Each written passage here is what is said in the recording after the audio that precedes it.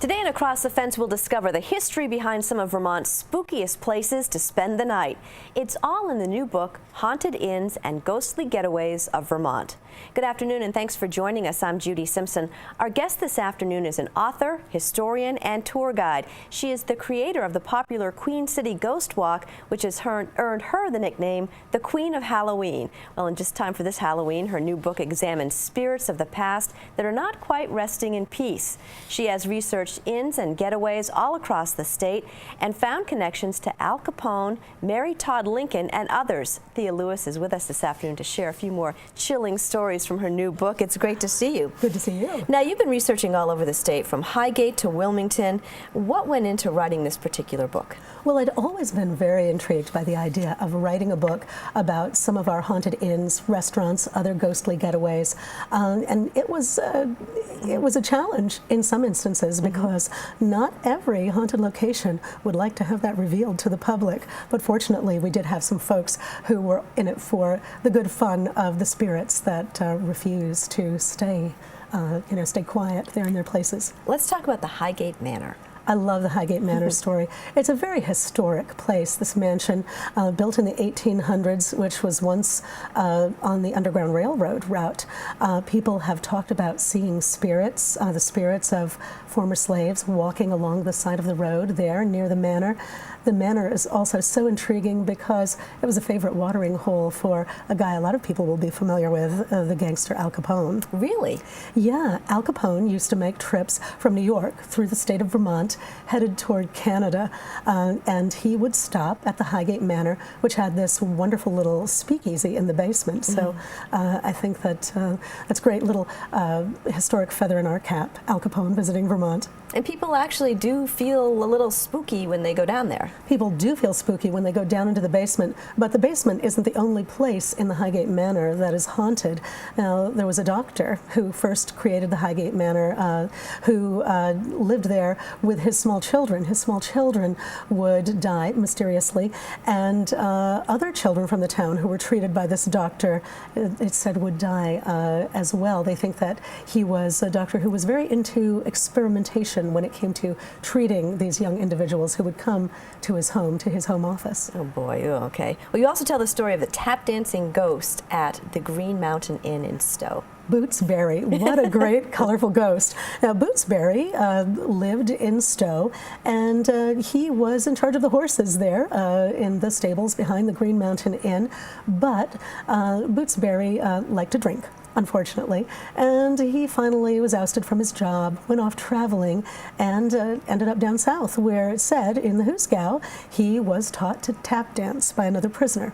Came back to Vermont, redeemed himself, and then one day, during a terrible snowstorm, actually committed a heroic deed, but in doing so, ended his own life. So now people at the inn say that sometimes they can hear and see old Bootsberry tap dancing up on top of the roof there at the Green Mountain Inn. Now, a lot of Vermonters know that President Lincoln's son Robert had a summer home in Manchester called Hildene, but you tell the story of another place in Manchester that has connections to the Lincoln family. The Equinox, a wonderful old hotel. Beautiful. Beautiful. Actually built in stages. So the Equinox we see today is very different from the original Equinox, but Mary Todd Lincoln did stay there. You know, the president was going to be staying there at the Equinox with her, but sadly he passed away before he could go to visit. Huge preparations were being made. A lot of people ask me, well, Mary Todd Lincoln is said to haunt another family home, perhaps haunt the White House. Why is she haunting the Equinox in Vermont?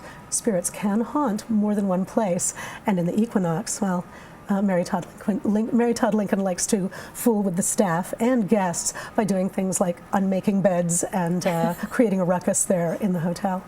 Now, the cover of your book shows the Richmond Victorian Inn, and you had some extra help with you when you went to visit this inn? I love to visit my favorite haunts, or soon-to-be favorite haunts, with a group that I work with, the Vermont Spirits Detective Agency. We call them the Private Eye for those who've died. And we had a wonderful time at the Richmond Victorian Inn. But I might not have had such a great time had I known, we learned later through the evidence that we collected, that there were a couple of ghosts who were interested in me. One ghost that issued an invitation in a room called the Pansy Room, and another ghost who spoke, kind of finished my sentence in the same room, and not in a nice way. It seemed that he was really not happy with me chattering on and on about another haunt that I had visited, and so I'd gotten to a point in the conversation where I was interrupted, and he decided to finish my sentence for me, and we got that on one of our recording devices. Which I think is really interesting. A recording device, is it like a tape recorder, or how does that work? When I go into a haunt with Matt Borden and Gloria DeSosa from the Vermont Spirits Detective Agency, we have lots of tools at our disposal. Matt brings his computer and things are cabled up. There are cameras. Generally, everyone involved in the investigation brings their own handheld digital recorder, and you never know where the ghostly information is going to come from, where the evidence will come from. So we have lots of sources. And so after the fact, you heard one of those recordings, and what did the recording say? Well, you didn't want to sit on a bed. I didn't, yes. I didn't want to sit on this bed in the Pansy Room. It was beautifully made up, such a cute little room, and we were actually in the room because we'd heard that a rocker in the room likes to rock all by itself. So there I was, trying to figure out where I would sit, and I considered the bed, but thought, no, I'd muss it.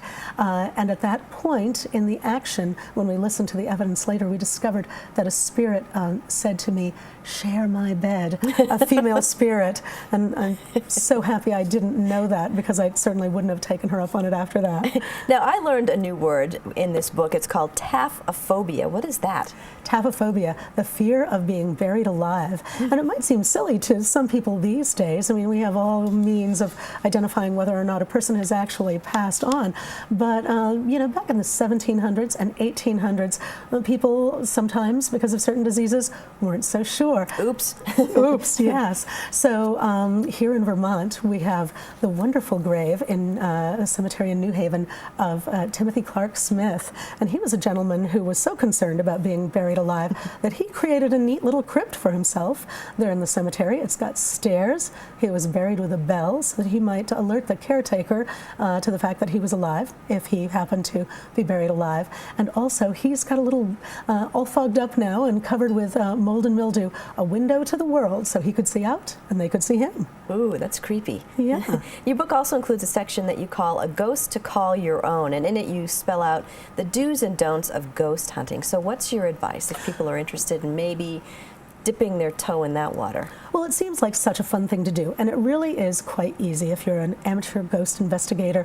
But one of the first things I like to tell people is always make sure, if you go ghost hunting in a place that is public, is that you bring a buddy. You don't want to ever go off ghost hunting alone. And there have been some folks who have gone to places. We're doing some segments here on WCAX. I'm doing them with Gina Bullard called Haunted Vermont, and I talk about the Blue Bridge in Winooski and how people have gone back and forth across that bridge hoping to be ghost hunters there. It's a dangerous place, so don't go in dangerous places. Make sure you bring a buddy. If you hope to secure a private place to do a ghost hunt in, even if you think the place is vacant at the time, always get permission. There are other things too. For instance, I'm not an advocate of people going off on ghost investigations even in the summer wearing light clothing and flip-flops. I mean, you want to make sure that you're wearing sturdy clothing, that you bring some first aid supplies with you, and after that it's pretty easy. You can do some simple ghost hunting yourself with just a recorder, a digital voice recorder, and a notebook. You can detail your observations. You want to bring a flashlight if you're going into dark places. But really some simple stuff there in the last chapter of the book. It's pretty scary, though. I don't know if can you do it during the daytime? You can do ghost investigations during the daytime, but you would have to be in a place that is fairly secluded. I tell the young kids on some of my daytime tours, kids from schools or parks and recreation departments, they'll say, "Well, Miss Thea, are we going to see a ghost today?" And I say, it would be really hard in the heart of the city for us to see a ghost. A ghost needs a lot of energy to be able to materialize. and you will be so distracted. Cars going by, people making noise, your friends poking at you. A daytime visit from a ghost in a populated area is not usually something that we find. Now, this is your fourth book, and talk about some of the other books that you've done. Well, before this, it was Ghosts and Legends of Lake Champlain, an awfully lot of fun to write. I had some great unexpected murder mysteries from Plattsburgh, some stories about hidden treasure on the lake. Before that, it was Haunted Burlington, Spirits of Vermont's Queen City, a book I really enjoyed writing. So many great haunts.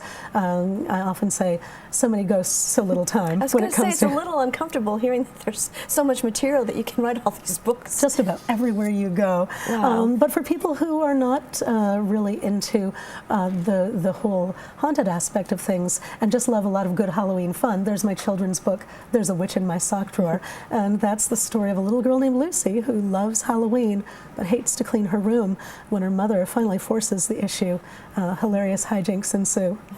And now, you're also the creator and the guide of the Queen City Ghost Walk, and I must tell you that I had the pleasure of taking your ghost walk recently, and you sure know how to make an entrance. Oh, well, thank you so much. Yeah, you know, we really do it up. We know that for a lot of people, ghost tours in general, and the Halloween season in particular, it's one of their favorite things. So we want to make sure that we show the love and give people a nice ambiance on the tours, and we hope, of course, everyone has a wonderful time in the little gem that is our Queen City. Now, there's a lot of walking involved. Well, not a lot of walking, some walking. So you need to keep in mind to wear comfortable shoes, as you say. We let people know. For instance, very recently, we had a night that was quite rainy, and we want to make sure that people are wearing sturdy shoes. We just never know where we'll end up. We do walk mostly on the beaten path, but sometimes it's necessary to make a little detour because of rain or because of something going on in the downtown, for our downtown tours especially. But yes, sturdy shoes, umbrellas, make sure you bundle up. Sometimes on our late season tours, I'll see gentlemen who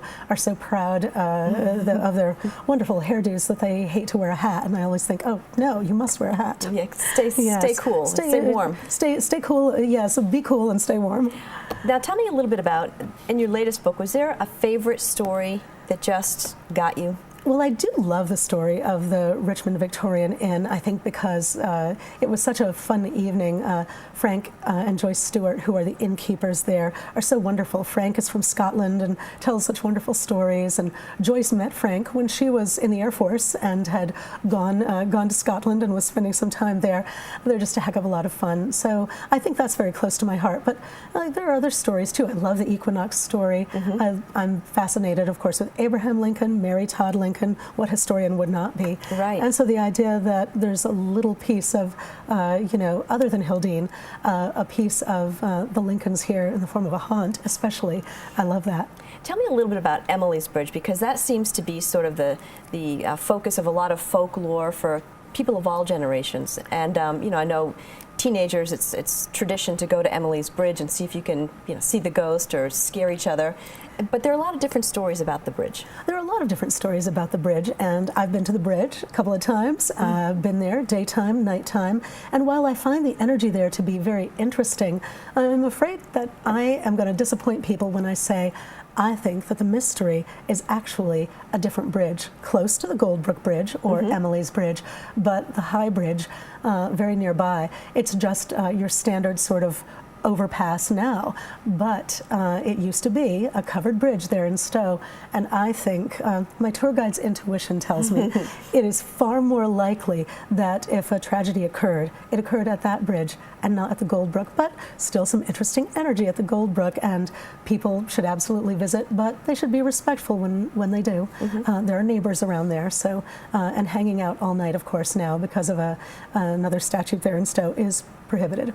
Okay, and once again, the story behind Emily's Bridge, a young woman, depending on what the story is, that's right. There are various versions. Right. Either took her own life, was a jilted lover. Yes, so depending on who you talk to or what the story is, Emily was either incredibly beautiful or terribly plain. She picked a lover. It's like one from column A, one from column B. Was he rich? Was he poor? However it all filtered down, Emily found herself bereft on the bridge and with no lover there to comfort her, took her own life. And so people have told absolutely spine-tingling stories about being on the bridge and having their cars mauled by an unseen hand, or seeing an image of someone swaying, hanging from underneath the bridge, that cute little covered bridge. But yeah, wonderful story, certainly. Terrific Vermont folklore, and where would we be in Vermont without our great folklore? Exactly. How can people find out more about your Ghost Walk tours or your books? People can always visit us online at queencityghostwalk.com. We have our ghost line, 802-351-1313. If people have questions about engaging us for special events, or questions about particular things about the tour that are not covered in our frequently asked questions, we would love to let them know about those. Thea, thanks so much for joining us today. Thank you for having me. That's our program for today. I'm Judy Simpson. We'll see you again next time on Across the Fence.